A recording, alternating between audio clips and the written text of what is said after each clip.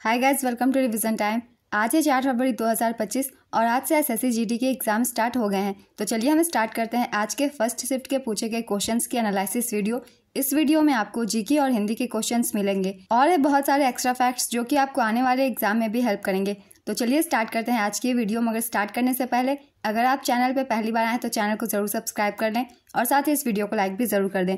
तो चलिए स्टार्ट करते हैं आज के फर्स्ट शिफ्ट के पूछे गए क्वेश्चन जीके के और हिंदी के। क्वेश्चन नंबर 1, 2011 की जनगणना के अनुसार भारत का लिंगानुपात कितना था? इसका आंसर है 943। 2011 की जनगणना के अनुसार भारत का लिंगानुपात 943 था। इस क्वेश्चन का आंसर तो आप सभी ने दिया होगा, बहुत बार एक्स्ट्रा फैक्ट्स में भी मैंने बताया हुआ है। चलिए कुछ और भी पॉइंट्स जान लेते हैं जो कि आने वाले एग्जाम्स में आप सभी को हेल्प करेंगे। वहीं 2001 की जनगणना के अनुसार भारत का लिंगानुपात 933 रहा था।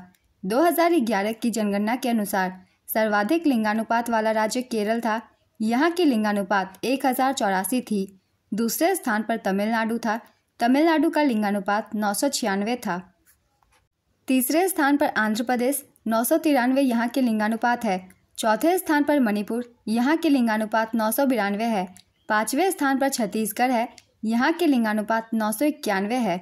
तो आपको 5वें स्थान तक सभी चीज़ों को याद रखना है क्योंकि अब एग्जाम में 5 स्थानों तक क्वेश्चन पूछे जाते हैं। चलिए कुछ और भी पॉइंट्स जान लेते हैं जो कि इम्पोर्टेंट है। 2011 की जनगणना के अनुसार न्यूनतम लिंगानुपात वाला राज्य हरियाणा था। यहाँ की लिंगानुपात 879 थी।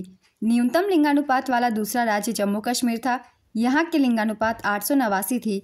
तीसरे राज्य सिक्किम था। यहाँ की लिंगानुपात 890 है। चौथा स्थान पंजाब का रहा। यहाँ के लिंगानुपात 895 है।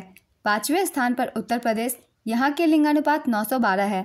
2011 की जनगणना के अनुसार सर्वाधिक लिंगानुपात वाला केंद्र शासित प्रदेश पुदुचेरी था। पुदुचेरी की लिंगानुपात 1037 थी। लिंगानुपात में दूसरा स्थान लक्षद्वीप का था। यहाँ का लिंगानुपात 947 था। न्यूनतम लिंगानुपात वाला केंद्र शासित प्रदेश दमन और दीव है। यहाँ लिंगानुपात 618 है। तो लिंगानुपात से जितने भी क्वेश्चन बन सकते थे, जितने भी डाटा बन सकते थे, मैंने सभी को लिख दिया है। आप सब अच्छे से याद कर लीजिएगा जिनके एग्जाम अभी नहीं हुए हैं। तो चलिए अब अगला प्रश्न देखते हैं। भारत में तीसरी पंचवर्षीय योजना का मुख्य उद्देश्य क्या था? इसका आंसर है स्वतंत्र अर्थव्यवस्था। तीसरी पंचवर्षीय योजना का कार्यकाल 1961 से 66 तक था। यह योजना पंडित जवाहरलाल नेहरू के नेतृत्व में लॉन्च हुई और इसके उपाध्यक्ष गुलजारी लाल नंदा थे। योजना का आकार था 7,500 करोड़ रुपए। तीसरी पंचवर्षीय योजना का प्रमुख उद्देश्य अर्थव्यवस्था को स्वावलंबी एवं स्वस्फूर्त बनाना था। इस योजना में जीडीपी का वार्षिक लक्ष्य 5.6% रखा गया था। यह योजना असफल रही तथा इस योजना में सिर्फ 2.8% की उपलब्धि हुई। इस योजना में कृषि तथा उद्योग दोनों को प्राथमिकता दी गई थी। इसका लक्ष्य कृषि में वृद्धि के साथ ही गेहूं के उत्पादन में वृद्धि करना था। इस योजना के असफल होने का प्रमुख कारण यह था कि इसी समय भारत चीन युद्ध और भारत पाकिस्तान युद्ध चल रहा था। तीसरी पंचवर्षीय योजना के काल में ही पंचायत चुनाव की शुरुआत हुई। तीसरी पंचवर्षीय योजना के समय ही राज्य विद्युत बोर्ड तथा राज्य माध्यमिक शिक्षा बोर्ड की स्थापना हुई और राज्य सड़क परिवहन निगमों का गठन किया गया और स्थानीय सड़क निर्माण राज्य की जिम्मेदारी बन गई। तीसरी पंचवर्षीय योजना की दयनीय विफलता के कारण सरकार को योजना अवकाश घोषित करना पड़ा। इस बीच की अवधि के दौरान 3 वार्षिक योजनाएं तैयार की गई थी। तीसरी पंचवर्षीय योजना के दौरान भारत ने पहली बार IMF से उधारी का सहारा लिया। रुपए का मूल्य पहली बार 1966 में अवमूल्यन किया गया था। एसएससी जीडी के एग्जाम में पंचवर्षीय योजनाएं से बहुत सारे क्वेश्चन पूछे जाते हैं, इसलिए जितने भी एक्स्ट्रा फैक्ट्स हैं उन सभी को आप सब याद रखिएगा। उनसे भी एग्जाम में क्वेश्चन पूछ लिए जाते हैं। नेक्स्ट क्वेश्चन, हर्ष का विलोम शब्द क्या है? इसका आंसर है शोक, दुख, निराशा, उदासी, विषाद। कमल का पर्यायवाची शब्द क्या है? इसका आंसर है पंकज, सरोज, जलज, नीरज, अंबुज, अरविंद, नलिन, उत्पल, पंडुरिक, तामरस, इंदिवर, कुवलय, वनज, सतदल, सारंग, शतपत्र, राजीव, पद्म, अब्ज। नेक्स्ट क्वेश्चन, खेद होना मुहावरे का क्या अर्थ है? इसका आंसर है किसी की असुविधा के लिए दुखी होना या आत्मग्लानि महसूस करना। उत्कृष्ट गैस आवर्त सारणी के समूह डैश में पाई जाती है। इसका आंसर है समूह 18 में। उत्कृष्ट गैसें आवर्त सारणी के समूह 18 में पाई जाती है। इन्हें नोबेल गैस भी कहा जाता है। उत्कृष्ट गैसों के कुछ उदाहरण हैं helium, neon, argon, krypton, xenon, radon. इन सभी के नामों को भी आप सब याद रखिएगा। नेक्स्ट क्वेश्चन, भारतीय संविधान के अनुसार सरकार के कितने अंग हैं? इसका आंसर है 3। भारतीय संविधान के मुताबिक सरकार के 3 अंग होते हैं। पहला विधायिका, दूसरा कार्यपालिका और तीसरा न्यायपालिका। विधायिका हमारे निर्वाचित प्रतिनिधियों को संदर्भित करती है। कार्यपालिका उन लोगों का एक छोटा समूह है जो कानूनों को लागू करने और सरकार चलाने के लिए जिम्मेदार है। न्यायपालिका इस देश में न्यायालयों की व्यवस्था को संदर्भित करती है। नेक्स्ट क्वेश्चन, भारत के संविधान का भाग 3 किससे संबंधित है? इसका आंसर है मौलिक अधिकार से। भारतीय संविधान का भाग 3 भारतीय नागरिकों को कुछ और मामलों में सभी व्यक्तियों को मौलिक अधिकारों की गारंटी देता है। इसे भारत का मैग्ना कार्टा कहा जाता है। संविधान के भाग 3 में अनुच्छेद 12 से 35 तक मौलिक अधिकारों का उल्लेख है। संविधान के भाग 3 में मौलिक अधिकारों को 6 श्रेणियों में बांटा गया है। इन अधिकारों का उल्लंघन होने पर उपचार का प्रावधान है। संविधान के भाग 3 में मौलिक अधिकारों की सूची संयुक्त राज्य अमेरिका समेत दुनिया के किसी भी देश के संविधान से ज़्यादा विस्तृत है। नेक्स्ट क्वेश्चन, पंडित शिव कुमार शर्मा किस वाद्य यंत्र से संबंधित है? इसका आंसर है संतूर। काफ़ी बार मैंने बताया हुआ है प्रैक्टिस सेट में पंडित शिव कुमार शर्मा का संबंध संतूर से है। कुछ और भी इंपॉर्टेंट नाम हम जान लेते हैं कि इन व्यक्तियों का संबंध किस वाद्य यंत्र से है। इससे भी क्वेश्चन लगातार पूछे जाते हैं, इसलिए सरोद से संबंधित व्यक्तियों के नाम हैं अमजद अली खान, अलाउद्दीन खान, अली अकबर खान, विश्वजीत राय चौधरी, बुद्धदेव दास गुप्ता। संतूर वादक व्यक्तियों के नाम है शिव कुमार शर्मा, भजन सुपारी। सितार वादक पंडित रविशंकर, उमा शंकर मिश्र, बुद्धादित्य मुखर्जी, विलायत खान, साहिद परवेज। तबला वादक व्यक्तियों के नाम हैं जाकिर हुसैन, अला रखा खान, गुदई महाराज, किशन महाराज, लतीफ़ खान, सुखविंदर सेन। इनमें से जाकिर हुसैन का नाम आप सब याद रखिएगा, हाल ही में इनकी मृत्यु हो गई है। नेक्स्ट क्वेश्चन, एटीएम किस क्षेत्र में आता है?